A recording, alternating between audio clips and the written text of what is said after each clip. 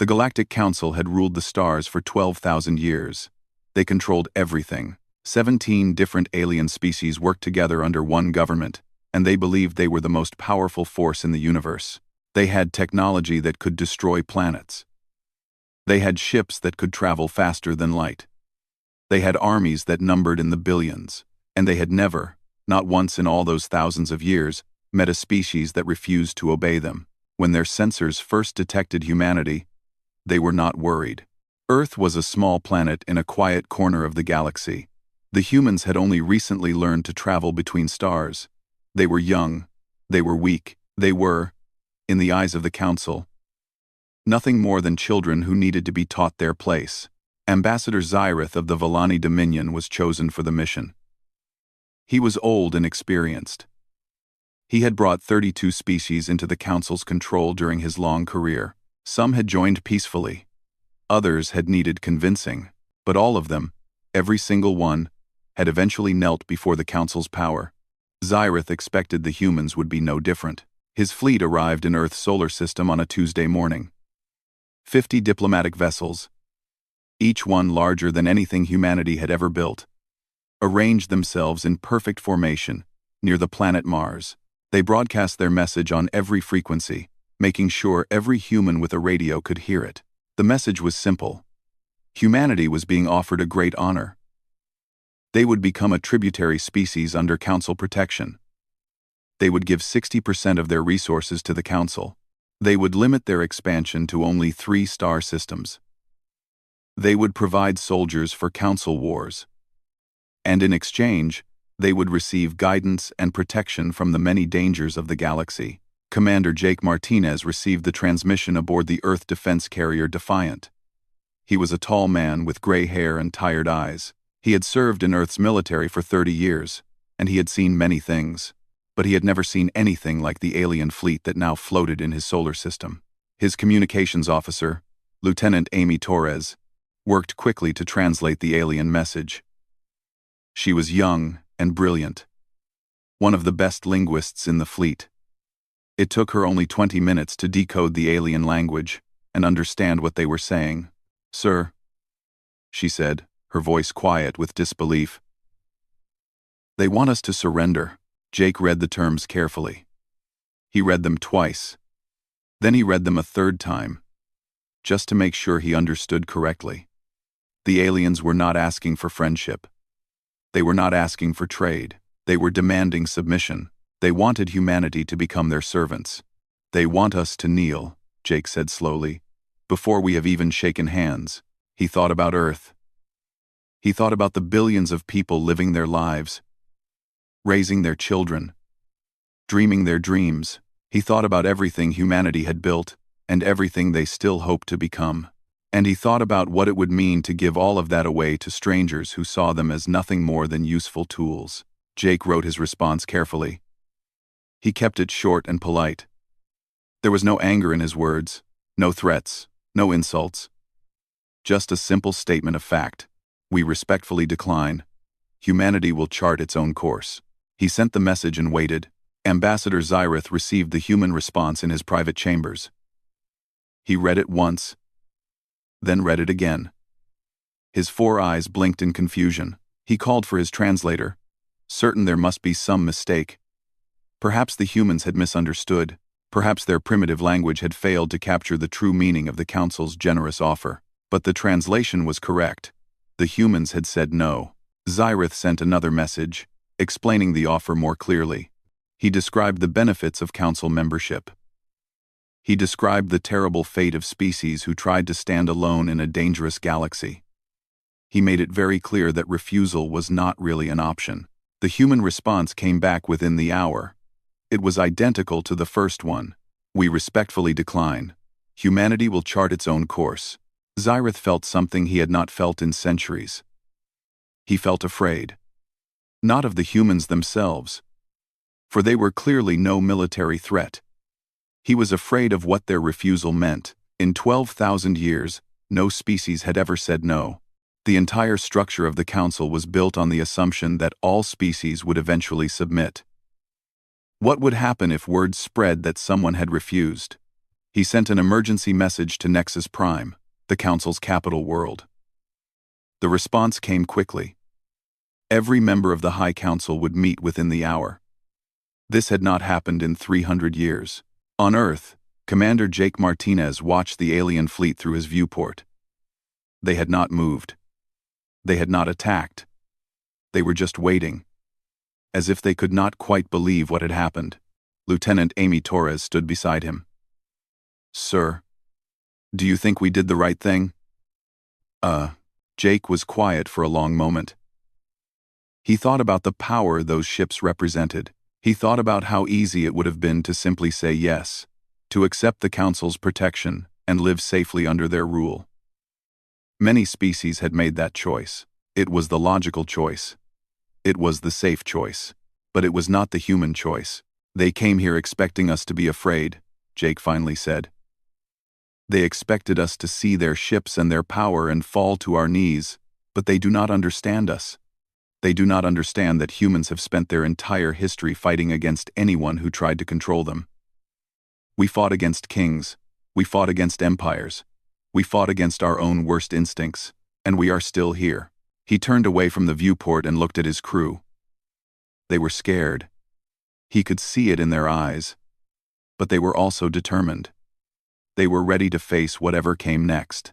"Send a message to Earth Command," Jake ordered. "Tell them the aliens will probably not accept our answer.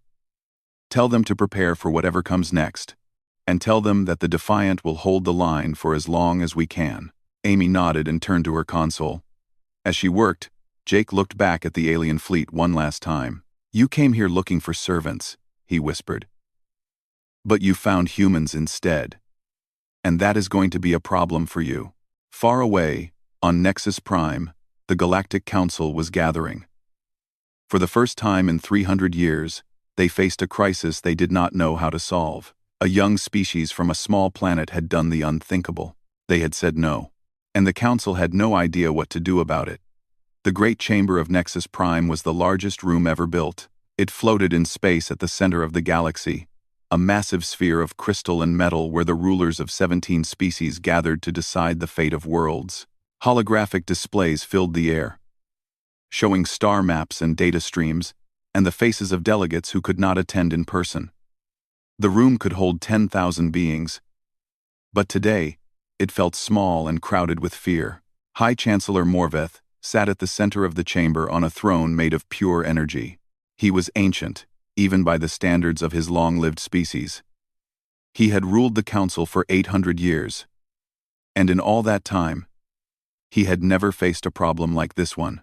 His pale skin seemed to glow in the dim light, and his 6 eyes moved constantly, watching the delegates argue and shout. "They refused," he said. And his voice silenced the chamber instantly. "A species we had never heard of until 20 years ago has refused integration into the Council. This has never happened before." Delegate Kress of the Torvan Empire rose from his seat. He was a massive creature, covered in thick scales and natural armor.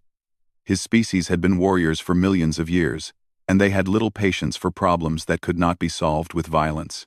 "Then we destroy them," Kress said simply. "Send a battle fleet. Burn their cities. Kill enough of them to make the survivors understand their mistake." This is not complicated. Many delegates nodded in agreement. It was the obvious solution. The Council had used force many times before. Some species needed to be taught lessons before they would obey. But then Sareth rose to speak. She was the Council's chief strategic analyst, a Vellani-like Ambassador Zyrith. Her job was to study new species and predict their behavior. She had been watching humans for 20 years, and what she had learned worried her greatly. "I must advise caution," Sareth said. Her voice was soft, but every delegate listened carefully. Sareth was never wrong. Her predictions had saved the Council from disaster many times. "These humans are not like other species we have encountered. They are unusual, perhaps even unique." She activated a holographic display, and images of human history began to play. Wars that lasted for decades. Cities destroyed and rebuilt again. Diseases that killed millions, only for the survivors to find cures. Natural disasters that should have ended civilizations, but instead made them stronger. They do not surrender, Sareth continued. Even when surrender is the only logical choice, even when fighting means certain death, they have a concept they call spite. It means doing something not because it will help you win, but simply because your enemy does not want you to do it. They will fight us not because they think they can win, but because they refuse to let us win easily. Delegate Cress laughed, a horrible grinding sound. You are afraid of their stubbornness? We have destroyed species that were far more advanced than these humans. They have nothing that can threaten us. That is true, Sareth admitted. Their technology is primitive. Their military is small. In a direct war, we would certainly defeat them. But victory would cost us more than they are worth. And more importantly, other species are watching. If the humans fight and die rather than submit, it might inspire others to do the same. The chamber fell silent. This was the real fear, the thing no one wanted to say out loud. The council's power was built on the belief that resistance was impossible. If that belief was broken, everything might collapse. High Chancellor Morveth considered the problem carefully. He had not survived 800 years by making quick decisions. We will try diplomacy first, he finally said. Send more ambassadors, offer better terms. Perhaps they simply need time to understand the benefits of cooperation. On Earth, the humans were having their own meeting. Secretary of Defense Nathan Cole sat at the head of a long table in a secure bunker beneath the Rocky Mountains. Around him sat the leaders of Earth's military forces, the men and women responsible for protecting humanity from threats they had never imagined. Captain Lisa Hendricks distributed reports on Council military capabilities. She had spent the last week gathering every piece of information the intelligence services could find. The numbers were not encouraging. They have 3 million warships, she reported. Their smallest vessels are twice the size of our largest. Their weapons can fire across entire solar systems. Their shields can withstand nuclear explosions. And they have been fighting wars for longer than humans have existed. Nathan looked at the reports and felt his stomach tighten. The odds were impossible. Humanity had perhaps 500 combat-capable ships. They had never fought a real war in space. They were children facing giants. Can we win? Asked Admiral Pete Carson, the oldest man in the room. His hair was white, and his hands shook slightly. But his eyes were still sharp. No, Nathan admitted honestly. If they send even a fraction of their fleet, they will destroy us. There is no military solution to this problem. The room fell silent. Everyone had known this, but hearing it said out loud made it feel more real. Then Captain Lisa Hendricks spoke again. Sir, I have been reading the Council's history. Not their military history, but their political history. How they control their member species, how they maintain order. Go on, Nathan said. They have never faced real resistance. Every species they have encountered has eventually submitted, either through negotiation or through fear. They have protocols for conquest, but they have no protocols for dealing with someone who simply refuses to play their game. They do not know what to do with us. Nathan leaned back in his chair and thought about this. The Council was powerful, yes. But power was not everything. Sometimes, the most dangerous thing you could do to a powerful enemy was to refuse to acknowledge their power. What happens if we just stop talking to them? He asked. What happens if we ignore their diplomats, reject their offers, and simply go about our lives as if they do not exist? Lisa smiled slightly. I think it would terrify them. They have spent 12,000 years building a system based on submission. A species that refuses to submit breaks that system. They would not know how to respond. Nathan nodded slowly. It was a risky strategy. It might make the Council angry enough to attack, but it might also make them hesitate. Give humanity time to prepare, time to build, time to become something more than easy prey. Send word to all Earth forces, Nathan ordered. We will continue to strengthen our defenses. We will continue to build our fleet. But we will not negotiate with the Council. We will not argue with them. We will not even acknowledge their existence. Let them wonder what we are doing. Let them worry. Let them fear. He stood and looked at his officers with determination in his eyes. They think they know what humans are capable of. They think we are just another species to be conquered. But they have no idea what we can become when we have no choice but to fight. Let us show them. 3 months passed, and the silence from Earth grew louder with each day. The Galactic Council sent delegation after delegation. They sent ambassadors from every member species. They sent scientists and diplomats, and even a few carefully selected military officers. They offered trade agreements and technology exchanges and promises of eternal friendship. They offered everything they could think of. The humans did not respond. Not once. At first, the council thought there must be some technical problem. Perhaps the humans could not receive their messages. Perhaps there was some interference in their communication systems. Engineers were sent to investigate, and they confirmed that the humans were receiving every transmission perfectly. They simply chose not to answer. Then the council thought perhaps the humans were preparing to negotiate. Perhaps they were waiting for a better offer. More generous terms were proposed. The humans would only need to give 30% of their resources instead of 60%. They could expand to 5-star systems instead of 3. They would not need to provide soldiers at all. Still, no response. High Chancellor Morveth called another emergency meeting. The delegates were no longer arguing. They were afraid. Something was happening that they did not understand, and that fear was worse than any military threat. "What are they doing?" demanded Delegate Vorin of the Heth Consortium. He was a small creature with large black eyes and skin that changed color with his emotions. Right now, his skin was a deep shade of worried purple. "Our surveillance drones show massive industrial activity on Earth and in their colony systems. They are building something. Many somethings." Sareth brought up the latest intelligence reports. The images showed human shipyards working day and night. Factories that had once built consumer goods were now producing weapons. Mining operations had increased tenfold. Every resource humanity possessed was being directed toward a single purpose. "They are preparing for war," Sareth said quietly.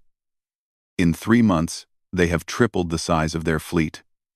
They have built defensive platforms around their colonies. They have developed new weapons that our analysts do not fully understand.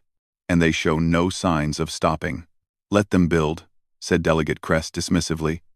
"They could build for 100 years and still not match our power. This changes nothing." But Sareth shook her head. "You are missing the point. They know they cannot match our power. They know they cannot win a direct war. And yet they are preparing to fight anyway. They are not building a fleet to defeat us. They are building a fleet to make us pay the highest possible price for victory." Admiral Connor Walsh stood on the observation deck of the Earth defense carrier Relentless and watched the shipyards work. Massive frames of metal and light floated in the darkness, slowly taking shape as workers and robots added layer after layer of armor and weapons. Each ship was a testament to human determination. Each ship was a message to anyone who thought humanity would surrender without a fight. His executive officer, Commander Megan Price, joined him at the viewport. She was a short woman, with sharp features and an even sharper mind. She had been one of the first officers to understand what the Council's demands really meant, and she had been working without rest to prepare humanity's response.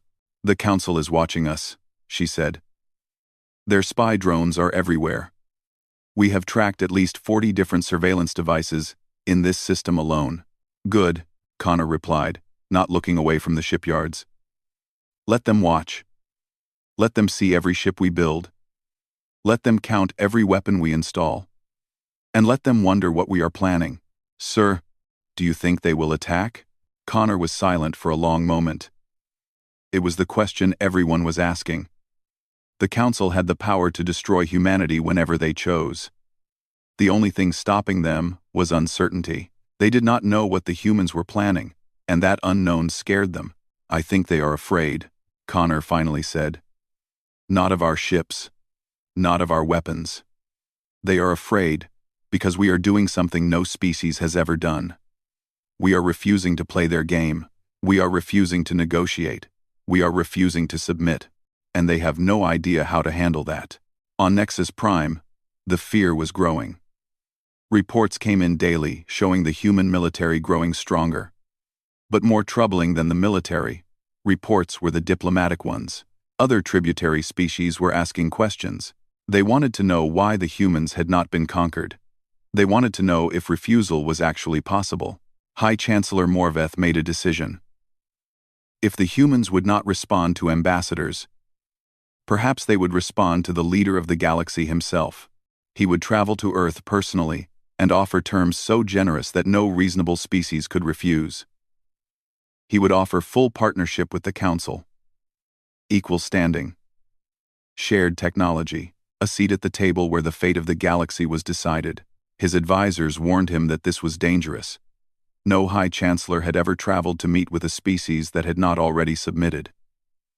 It would show weakness. It would suggest that the Council was desperate. Morveth did not care. He was old, and he could see the future more clearly than his younger colleagues. If the humans were not brought into the Council peacefully, the alternatives were all terrible. War would be costly and might inspire rebellion. But letting the humans remain independent would be even worse. It would prove that the Council could be defied. The Chancellor's ship arrived in Earth's solar system with great ceremony. 100 vessels escorted him, each one gleaming with the power and wealth of a 12,000-year-old civilization. Surely the humans would be impressed. Surely they would understand the honor being offered to them. President Catherine Moore received the Chancellor's request for a meeting. She was a tall woman with gray hair and calm eyes. She had led humanity through the most difficult period in its history, and she had not slept properly in months. But when she read the Chancellor's message, she smiled. "He is scared," she told her advisors. "The most powerful being in the galaxy has come to our little planet because he is scared of what we might do." She agreed to speak with the Chancellor, but only through a quantum communication link. She would not meet him in person. She would not board his ship. She would not give him any indication that humanity saw this as anything special. The conversation was short. "We do not want partnership on your terms," Catherine said simply. "We do not want your protection. We do not want your technology. We want to be left alone to grow at our own pace. That is not negotiable."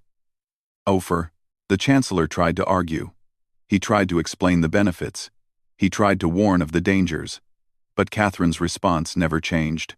"That is not negotiable." When the transmission ended, Morveth sat in his chambers for a long time. He had offered everything, and the humans had refused everything. They were not being stubborn. They were not bargaining for better terms. They simply did not want what the Council was offering. And for the first time in his 800 years of rule, Morveth did not know what to do next. Word spread through the galaxy faster than light itself. On 1,000 worlds, beings of every shape and size whispered the same incredible story. A young species had refused the Galactic Council.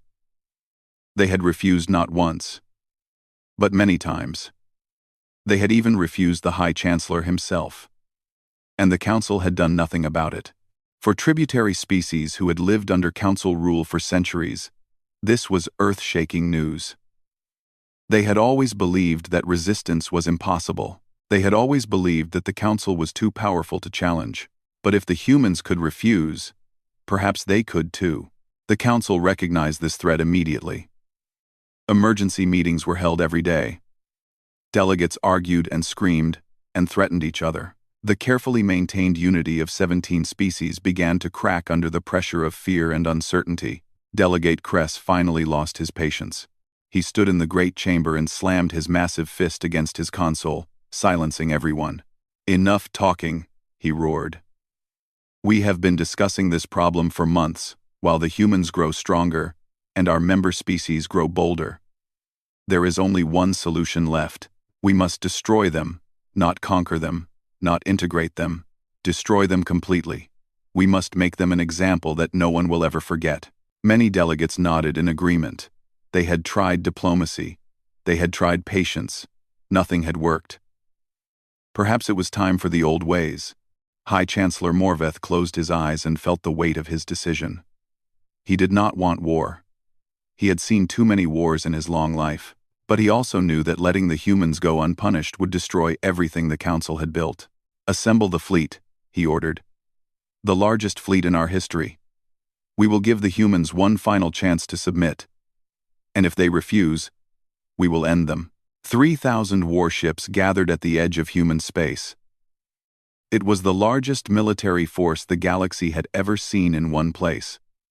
Dreadnoughts the size of small moons, carriers filled with millions of combat drones, destroyers with weapons that could crack planets in half. The fleet stretched across the darkness of space like an angry god preparing to strike. Supreme Admiral Toreth commanded the fleet from his flagship, the Eternal Judgment.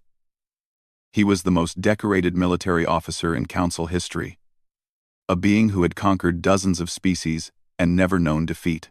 He looked at the tactical displays showing his massive fleet and felt only confidence. "Send the final message," he ordered. "Tell the humans they have 1 hour to surrender. If they refuse, we will begin the attack." The message was received on Earth.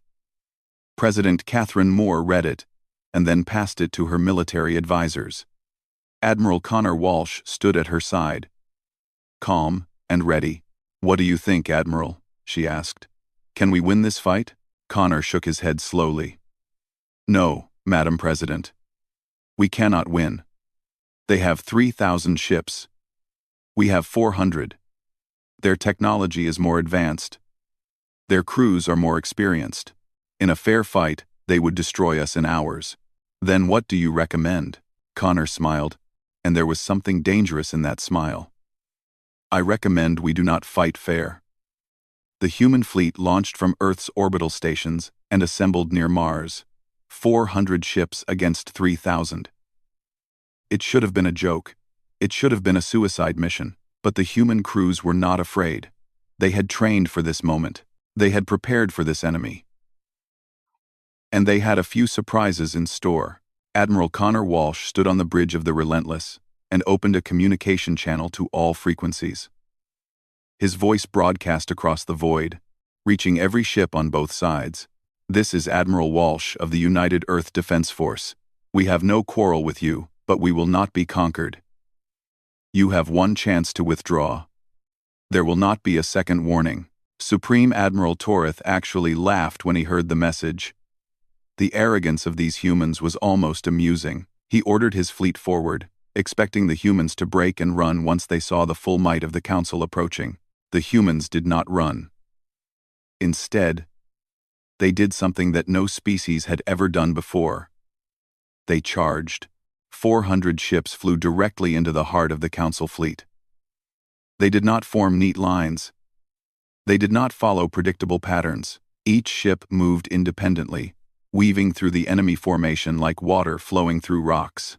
They exploited every gap, attacked from every angle, and refused to stay still long enough to be targeted. The Council ships tried to respond, but their tactics were designed for enemies who fought the same way they did. They fired their weapons in coordinated volleys, but the human ships were never where they expected.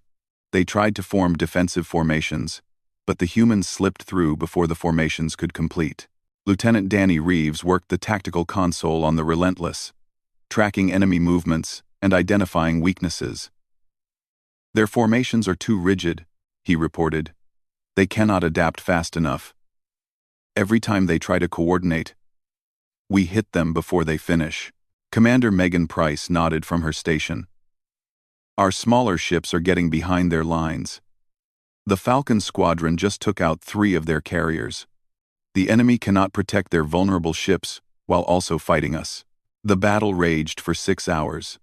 Human ships darted through the chaos, hitting hard, and then disappearing before the enemy could respond. Council ships fired blindly, sometimes hitting each other in their confusion. The careful coordination that had won them 1,000 wars fell apart against an enemy who fought with what could only be described as organized madness.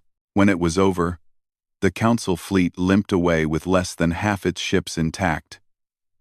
They had lost over 1,500 vessels. The humans had lost 47. Supreme Admiral Toreth stood on his damaged bridge and stared at the tactical display in disbelief. This was impossible. This could not have happened. He had commanded the most powerful fleet in history, and he had been beaten by a species that had only learned to travel between stars a few decades ago. "How?" he whispered. "How did they do this?" His tactical officer, a young Villani, answered quietly. "They did not fight like we expected, Admiral. They did not follow any pattern we could predict. Every ship acted independently, but somehow they all worked together. Our systems could not calculate their movements. Our predictions were wrong every time." On the Relentless, Admiral Connor Walsh watched the enemy retreat. His ship was damaged. He had lost many good people. But they had won. Against impossible odds, they had won. Commander Megan Price stood beside him, exhaustion clear on her face. "Do you think they will be back?" Connor looked at the debris field that now filled space around them. Thousands of destroyed ships, council and human alike, floating in the cold darkness. "They will be back," he said, "but not soon.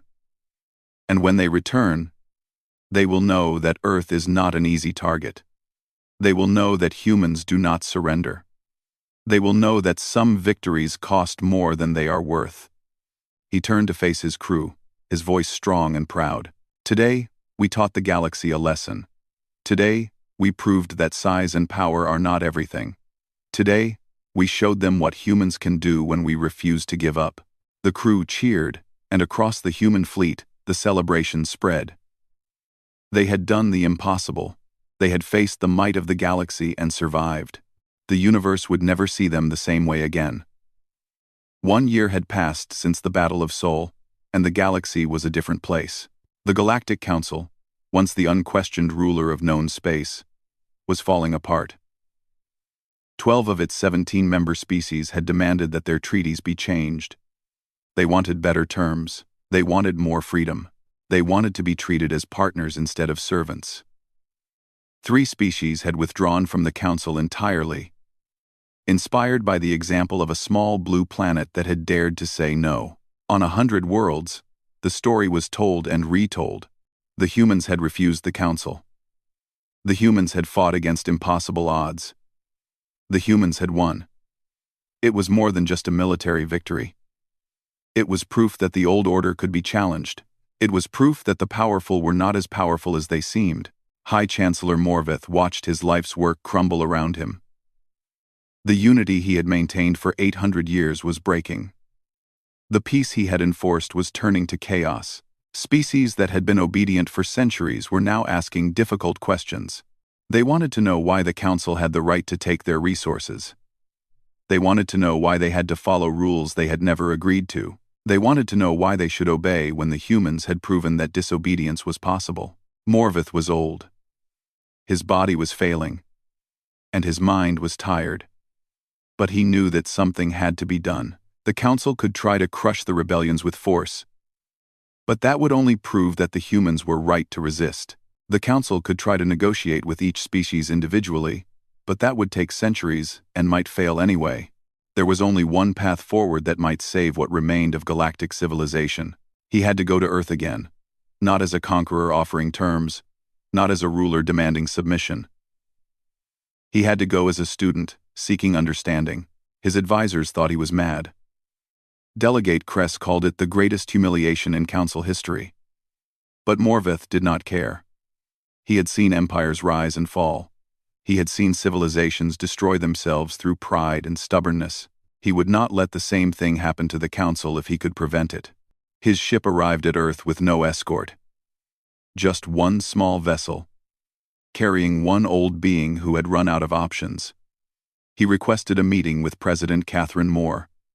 And this time, he asked for nothing. He simply said he wanted to talk. Catherine met him in Geneva, in a small room with windows overlooking snow-covered mountains. No guards stood in the room. No weapons were visible. It was just 2 leaders, one young and one ancient, sitting across a table and looking at each other. Morveth spoke first. "I have come to ask you a question. It is the same question I asked when I was here before. But I am hoping you will give me a different answer. Why? Why did you refuse everything we offered?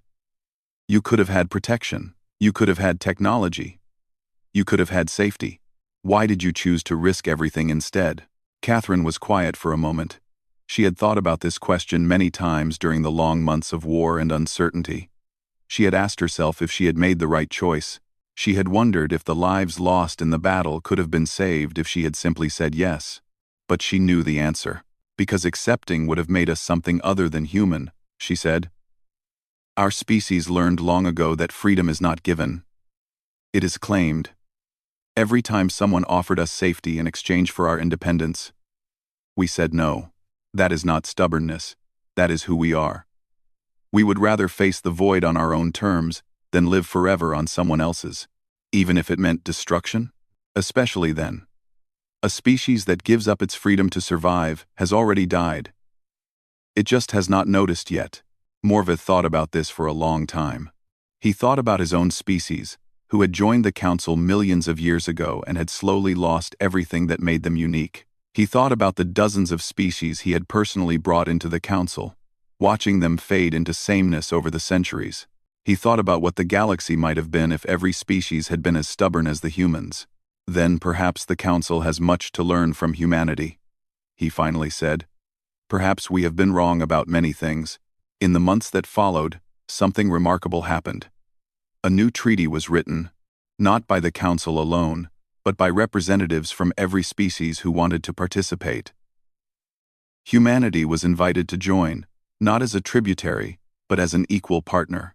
They were given a seat at the table, a vote in every decision, and the freedom to grow in whatever direction they chose. The old Galactic Council was dissolved.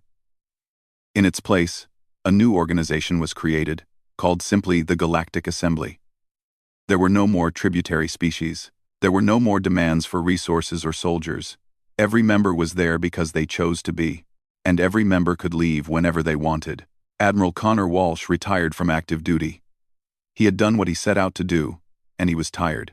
The Relentless was passed to a new commander, Admiral Lisa Hendricks, who had once been a young captain gathering intelligence reports in a bunker beneath the Rocky Mountains. She stood on the same bridge where Connor had stood and watched the first true diplomatic mission depart for Nexus Prime. Commander Danny Reeves joined her at the viewport. He had grown older in the past year, his face showing the stress of everything they had been through. But his eyes were bright, with hope. "Do you think we will finally have peace?" he asked. Lisa smiled. "I think we will have something better. Respect. The galaxy no longer sees us as children to be controlled. They see us as equals. That is worth more than peace." Across the galaxy, the story of humanity continued to spread. Other species told their children about the humans who refused to kneel. They spoke of a strange, stubborn people who valued their freedom above all else. They spoke of a species that would rather die standing than live on their knees. And in the halls of the new Galactic Assembly, a new phrase entered the common language. When negotiations became difficult, when powerful delegates tried to bully weaker ones, when threats were made and tempers flared, someone would always invoke what they called the human option. It meant standing firm. It meant refusing to compromise on things that truly mattered. It meant being willing to face any consequence rather than surrender who you were. It meant saying no to power and meaning it. The universe had changed forever because one small species had done the unthinkable. They had looked at the greatest power in the galaxy and simply refused to submit. They had fought when fighting seemed hopeless. They had survived when survival seemed impossible. And in doing so, they had shown every other species that the old rules no longer applied. President Catherine Moore lived long enough to see the first human ambassador take his seat in the Galactic Assembly. She watched from her hospital bed as the broadcast showed him standing before representatives of dozens of species, welcomed as an equal partner in the future of the galaxy. She smiled and closed her eyes. "We did it," she whispered. "We stayed human, and that, in the end, was the greatest victory of all."